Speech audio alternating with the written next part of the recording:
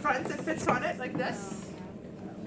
If I can fit that there.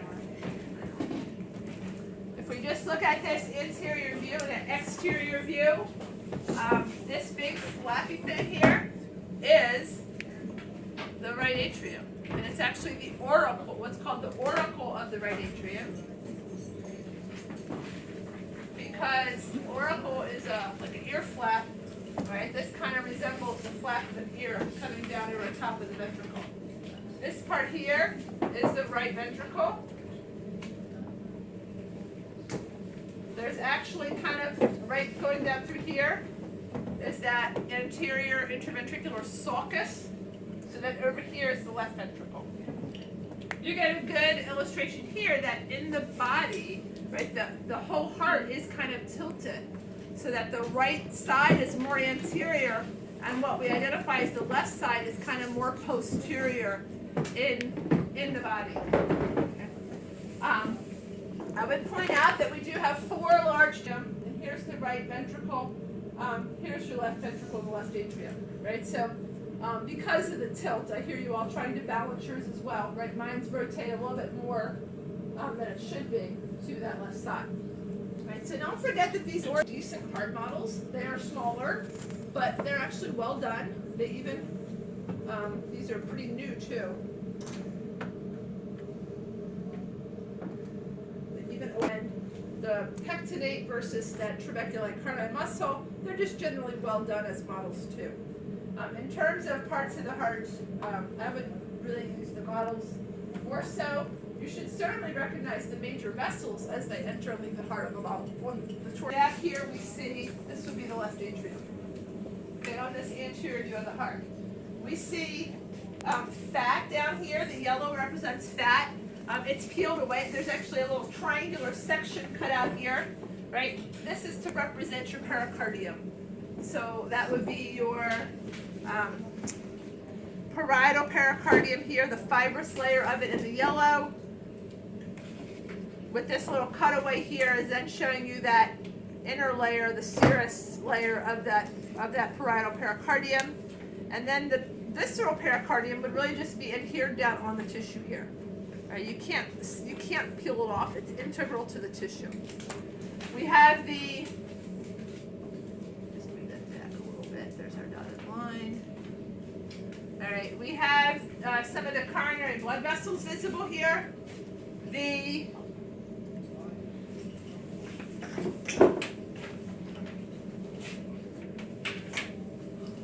This is the pulmonary trunk here. And back here behind it's the aorta. Okay, this is the left, this vessel right here, just this much of it is the left coronary artery, LCA. And over here, it runs behind this flap, so you can tilt yours better to see it. But running under here, this is actually the right coronary artery. Okay, and we'll see them from a different view as well. To your left, I'm going to erase where it says left ventricle, atrium now, just because it's in the way. You really have a very short stretch of the left coronary artery here, and then it branches right away. Here's a branch, and then here's another branch. And you might have, learn right now that as soon as blood vessels branch, they get new names, right? They never keep the same name. It changes names. So the one that's going to go off to the left here and wrap around to the posterior, it's making a circumference around the heart. It's the circumflex artery. And the one that's going to come down here in the anterior sulcus is the anterior interventricular artery, right? It's named for where it is. So you'll name some others as well. Okay, but that's kind of what we're going to look at right there on that view. If we turn, look again, this is, let me just slide the board over. So if you're, I don't know, if you're filming that, labels won't be in the way.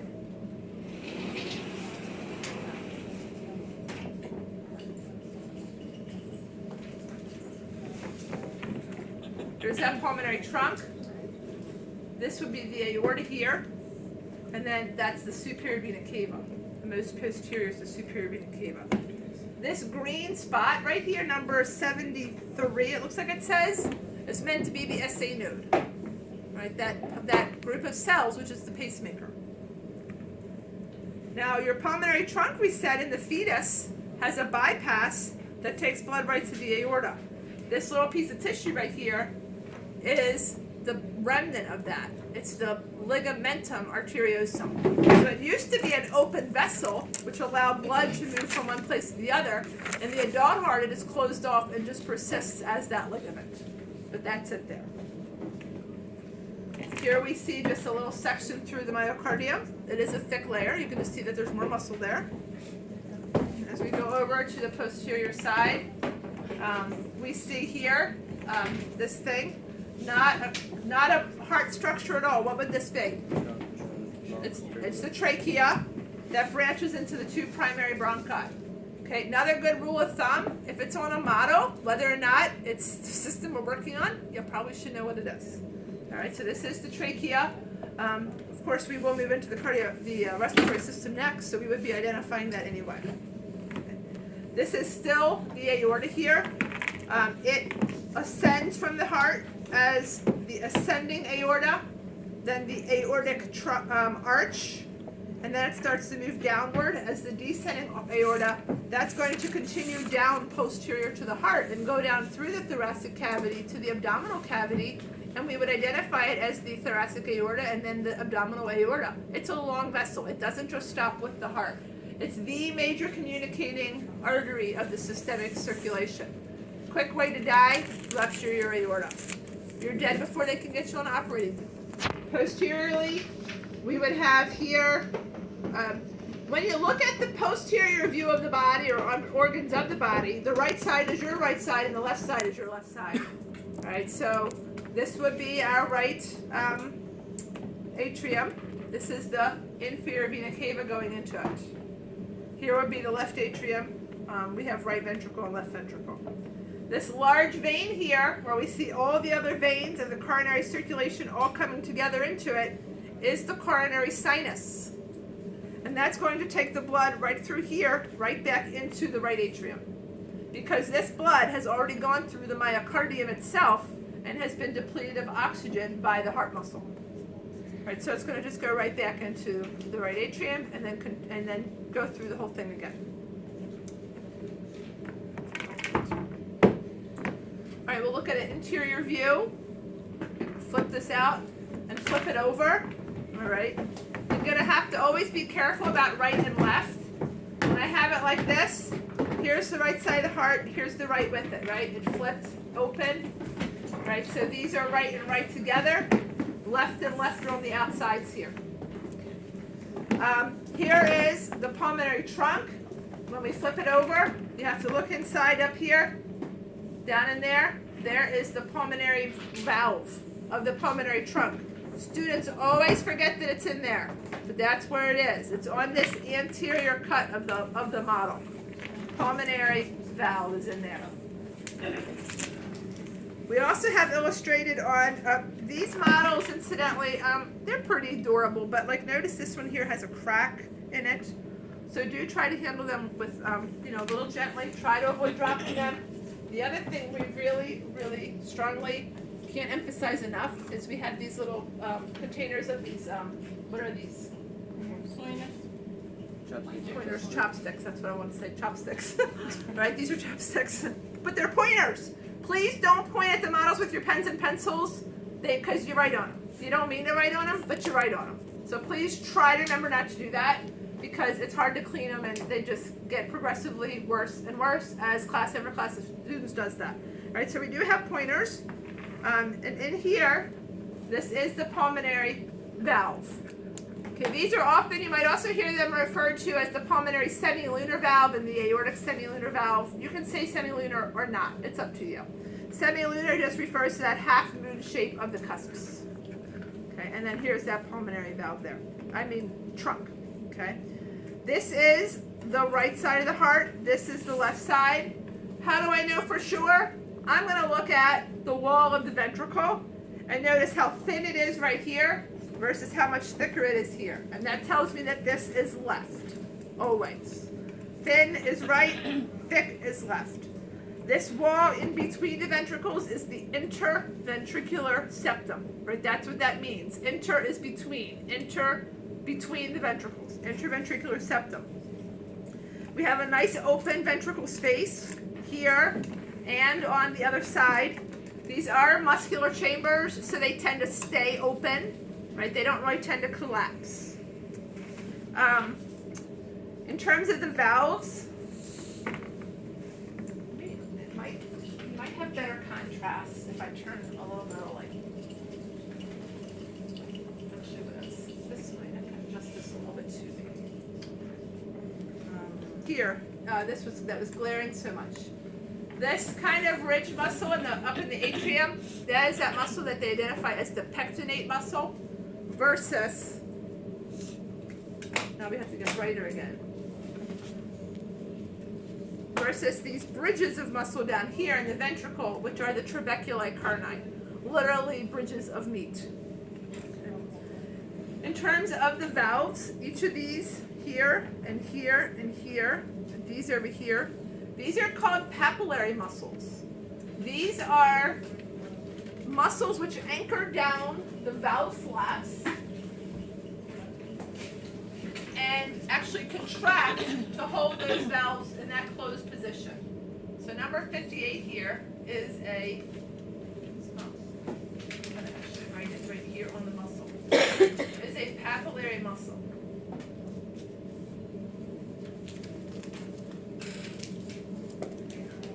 Okay, that's this right here, the papillary muscle. Here's another one, another one, another one. The chordae tendineae are anchored to those papillary muscles.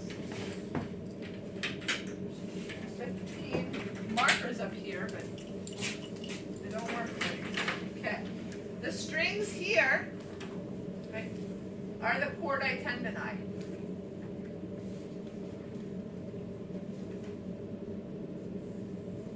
Okay, that's the stringy things, right? Here too. Okay, all the strings are the chordae tendineae. Think cords, right? A string is a type of cord. And then this piece of tissue going across here and here and kind of back like this, right? These are the cusps, right? Or flaps. Okay, so the cusps are the flaps of the valve. That's the actual structure of the valve. And you can see that it forms a little roof here over top of the ventricle. And you can imagine what that would look like if you put the heart back together, which we really can't see that view on these models. All right, I think that's everything to see on this side. If we pull this side out, we're going to see some of the strange, similar structures. Gee, I'll make that align that up to work. Actually works pretty well with that. We have the right side, because it's thinner muscle, and the left side here, which is thicker muscle. We have the right valve and the left valve, okay, with the chordae tendineae and the papillary muscles again. So the same structures. This is the aorta. Move that down. Okay. We have the aorta here, and it looks like it has what looks like two eyeballs on it. Those eyeballs are the openings into the right and left coronary arteries.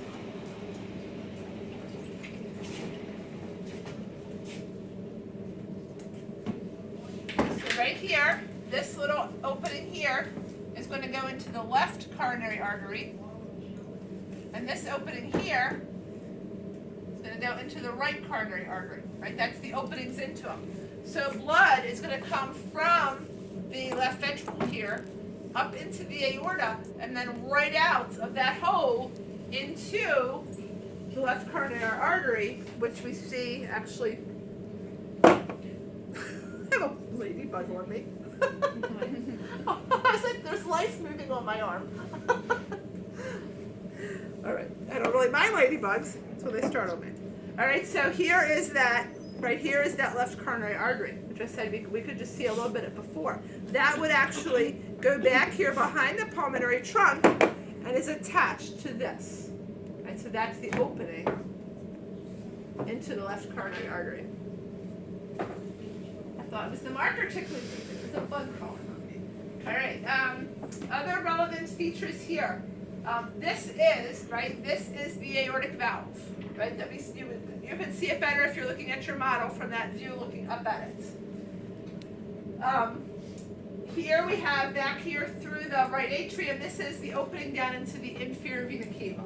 Right, so that's your inferior vena cava. Up here is the superior vena cava. Okay, with this number 73 is the SA node. The SA node is going to depolarize, and it's going to send its signals down here to the AV node. And then if you look closely at your model, it's kind of hard to see up here, but I'm not going to change the magnification. There's a line that kind of runs right down there, which is the AV bundle. And then these white lines here that are painted on either side, right, these are your bundle branches. Okay, so this region right here, and it is painted on, but it's pretty subtle, is the AV bundle. And then these are the bundle branches. So here's a left bundle branch and a right bundle branch on this side.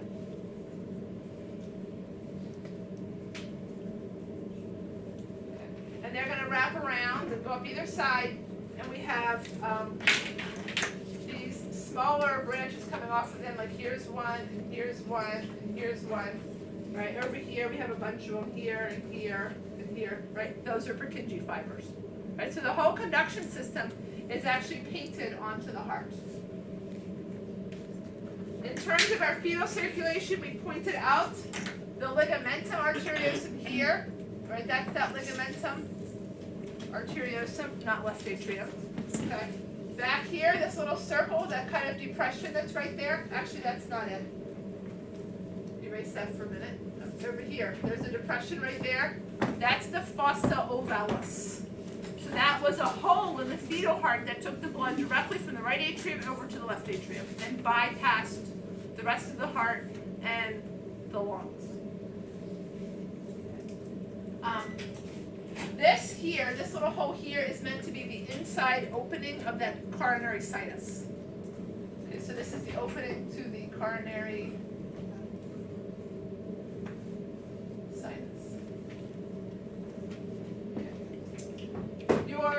in terms of your blood flow through the heart, blood comes in, your SVC, your superior vena cava, and your inferior vena cava into the right atrium, down through the right AV valve here, into your right ventricle, up through the pulmonary trunk, which we can't see part of it, but it's here, out through the left and right is behind it, pulmonary arteries to the lungs, and then it's going to come back in by way of the pulmonary veins. These are coming in on the posterior side of the heart, but here's the opening to one here and there. Those are the openings to the pulmonary veins, which are bringing blood back into the left atrium, down through the left AV valve into the left ventricle. It will leave by way of the aortic valve into the aorta and be gone from the heart. And that's the whole pathway through it. All right, so I pointed out, this is the one thing I haven't pointed out yet. These are the openings to the pulmonary veins. Okay, if we turn this over, here's an external view, here's an outside view there. And if we go around to the other side, here's the other ones. So these are coming in from the right lung, kind of back through here and into the left atrium. So these are the right pulmonary veins, these are the left pulmonary veins. And they're all bringing the blood into the left atrium here. Okay, so we actually see, if we look in here, we see four openings, if I hold it right. 1, 2, 3, and 4. Those are the openings into the 4 pulmonary veins. Okay. You have kind of, this is that left auricle. It's just kind of an area for the atria to stretch and receive blood. All right, so it's just some stretch of the atrium. Okay, but it does look sort of like an ear flap, which is why they call them auricles. It's really just a stretchy flap of the atrium. Okay. All right, I think that's all the parts of that. All right, so